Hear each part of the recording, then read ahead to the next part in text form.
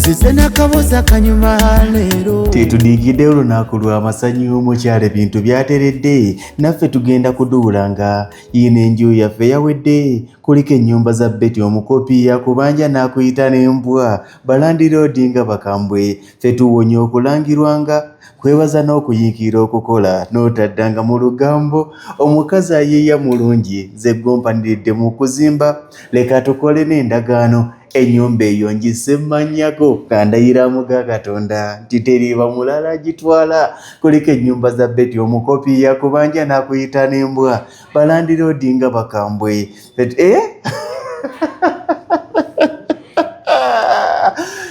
Mukama Katonda obwo obuyimba tireka tukole n'endagaano ennyumba eyo ngise mmannyako kandayiramu ga Katonda teriiba mulala gitwala. Okitegeera kakati obuyimba obwo bwe buyimba bw'osobola okuyimbira omuki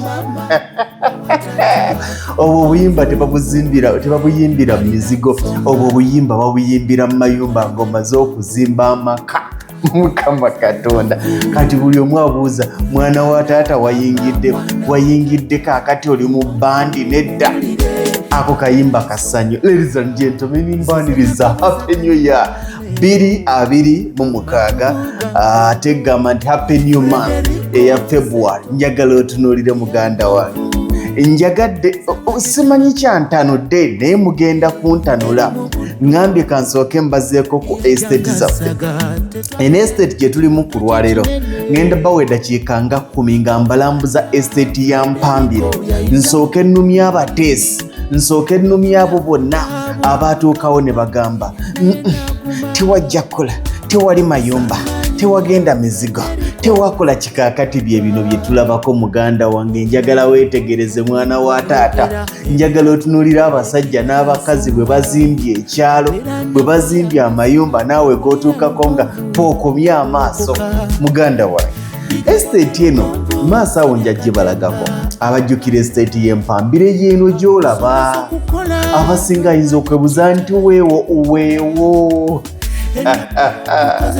weewo kati abasinga bagamba maama rabe wantu we wakulaakulanye munnanga awo wonna woolaba kyali kyererezi, awo wonna woolaba wakyali omuddo, woolaba walimiddwa eyo yonna estate ajja yazimba yeyeebaka, ate ekyenjawulo kye tuyina nti ffe buli muntu oba ozimbye ya bisenge 2, oba ozimbye ya kisenge 1, oba ozimbye ya bisenge 10, oba bisenge 3, ffe tetukufaako nti ate ennyumba gitunuza eno, ate zimba bwoti, ate seresa mabaati bwe gati. Naye nga kyo kyenkulaga okitegeera oba okirengera. Estate eno eri Mpigi Mpambire muganda wange. Estate eno gy'olaba yali ya fuuti 5x5. Era ennyumba ezisinga awo z'olaba kati ezo z'oli mu kulaba awo zonna ezo ziri ku fuuti 5x5. Ng'oggyeko kati ng'oggyeko webale nnyo ginsikira eno enene gy'olaba ey'amabaati ga black eyo yeri ku infact nzijukira ng'eyagatta plots 4, nzijukira yagatta plots 4 n'akola 10 ku 10 eyo gy'olaba. Naye yo ng'ogivuddeko ezisigadde zonna 50 by 50, 50 by 50, 50 by 50, 50 by 50. Kati kyekyo kyoli mu kulaba muganda wange.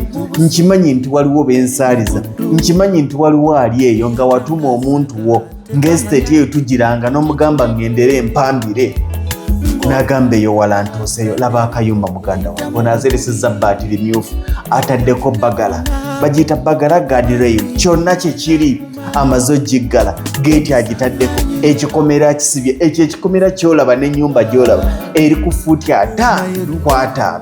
Ayina parking, ayina olujja, buli kimu. In fact ploti ya fuuti 5x5 teba ntono.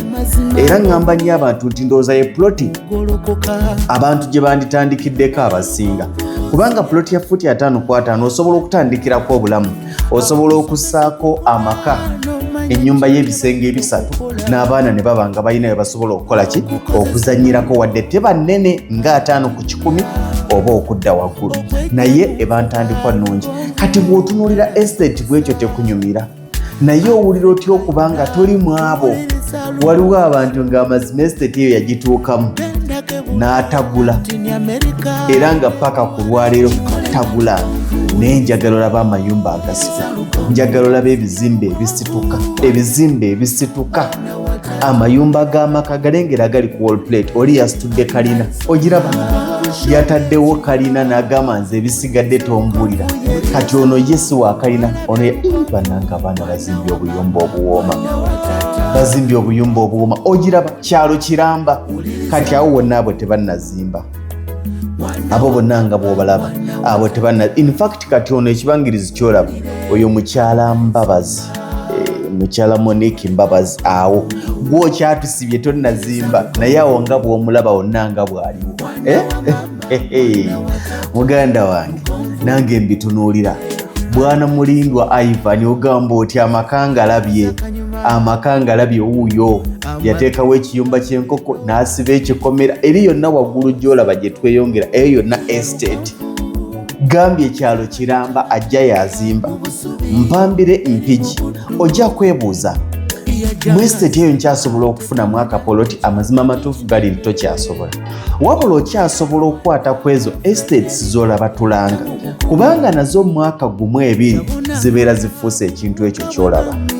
Ebiseera ebisinga tubagamba ebintu, buli w'olengeranga mwana wa taata ng'ayina estate gy'alese n'akugamba nti kwata akasente ogule ewantu, do not hesitate. Si bwe bagamba towalira, laba amayumba agalimu. Abo bonna b'olaba abazimba omanyi confidence we bagijja, kubanga akimanyi nti yafuna ettaka mu makubo amatuufu, yafuna ettaka mu mikono emituufu. Kalulibeddi amaka ge gagenda kubaawo. Tewali muntu yenna ali mu estate eyo akugamba nti ate nali ntandika bwe nti kaakati ne wabaawo wajja n'aŋŋamba kaakati ate wantuwa. Olaba ebibangirizi byonna ebiri waawo temuli mayumba, naye omanyi lwaki? Akimanyi waanajjira akayinja bw'anaaba takyakalaba ng'adda ku woofiisi. Bwe kiba kyetaaga saveya ng'azuula akayinja ke nga yeekozeseza ttaka lye, tewali gye liraga. Era bw'ogula ku lugonvu, bw'ogula ku modovyu, bulanga okimanyi nti ettaka lyo si lyebino ebyalabiriza libeerawo myaka na myaka, gw'omanyi wojjira n'okozesa ettaka lyo ng'ani alitwala, era ng'alitwala ku kiti ki. In fact conflict zensinga okufuna, era zino mbasaba mwefuge, conflict zensinga okufuna laba estate zeezo ali ku ploti namba 6 n'azimba mu ploti namba 7, ali ku ploti namba 6 n'azimba ku ploti namba 5, naye obwo buli nomo butegeerekeka. Naye tewali nti ate ploti yange kaakati wali wagikayanira ng'omusangawa. Tunuulira ekyalo. Okinkoze wali wembadde nkulaga, kati weewo nga kyererezi nga tewali kiriwo. Mujjukira bulungi ewantu awo, mujjukirawo bulungi nga tewali kiriwo, era nga buli gwe tutuusaawo abamu webali abaasiima baasiima, naye waliwo yatuukanga naga nti era tubagamba nti bane bw'oba osindika omuntu okukusiimira, sindika omuntu eyagula ku ttaka. Ogenda n'omuntu mu bondi ogula emmotoka nga n'omugezi wo tagulanga ku mmotoka awo nali ngituddemu, sikalakase tractor neya ogiraba ande wanjigiriza buleeki yali embuze. Buleeki yali embuze. Awo ffe twagyeteekerateekera, kati eyo gy'olaba nga tewali kirimu, temuli nnyumba, temuli ki, yeeyo gy'olaba muganda wange. Kati yeno gy'olaba n'ekwesiimisa n'ogamba abaafuna wano nga baamala, abali wano nga bali ku birungi. Muganda wange weekwate mmodofu. Essimu ya 0700 63 kuba ku simu ya ofiisi obagaye nti njagala kufuna ku kye bayita ettaka lya Mwami Lugongo, njagala kufuna ku kye bayita ettaka eritalina nkaayana, ettaka eritalina mbojjanyi, ettaka eritalina lutalo, ettaka eritalina buzibu bwonna ndooliito, ettaka erya layisi. Emu ku missioni zange kwe kulabanga mu bulamu bw'ensi eno buli muntu waali abaako neewuwe awo ng'agivaamu. Ate nzikiriza nti regardless ofuna sente mmeka, regardless olina sente mmeka, olina obusobozi obufuna ettaka. Kati awo ng'akinyuse omulaba olwondagirira. naye bwe mba nagivuga ebbanga eddene zaali dakiika 5 saasukkawo naye njagala olabe gye tuvudde. Bino byonna twebaza Mukama, twebaza Katonda atusobozesezza, ate twagenda tulya awantu awo nga tulya ng'ennyanja.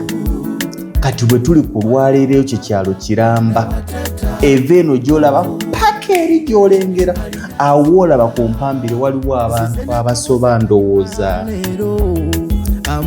ogamba tebasoba mu 100, ogamba tebasoba mu 100 toto abaliwo kyalo kiramba ekyo. Kati nga tugamba ku nteekateeka ng'ezo nga weesigiriza gwe fanga ekintu kimu wowuliridde akakubanga mwana wa taata agambye nti wano buukirawo nkugamba akakwata ate ebintu byange gwe jangu nga nti mwami Lugonvu ogambye akapoloti kabukadde 8 kabukadde 10 nyinako obunanyinako 5 tondeka mabega ebyange mbitegeera kubanga toyina bulamu bw'olimu nga sibubeerangamu, toyina bulamu bw'oyiseemu nga sibuyitangamu, okitegeera. Kati keeka n'akantu kenkulaga mukwano wano waggwawo, naye very soon abantu mubadde musabayo ploti za fuuti 5 ku 5 nga ziri mu bifo ebirungi, nga ziri mu bifo ebigenda okukulaakulanirawo. Akaffe ki oyinza okkiriza nti ewantu awo ekyalo kyonna nga bw'okiraba amasannyalaze tegannatuuka gali eri waggulu, naye njagala otunuulira abantu amayumba ge bazimbyemu kyekyo kyenkulaga nti ne bwekuba kutambuza amasannyalaze kati wano mu lunaku lumu gaba gabonye ekyalo kyonna, kubanga gava kweno nnyumba nga gadda kweri, gava kweno nga gadda kweri, gava kweno nga gadda kweri. Baganda bange Mukama bawa omukisa, tinde wa bbeeyi nyine wange mbasiibudde.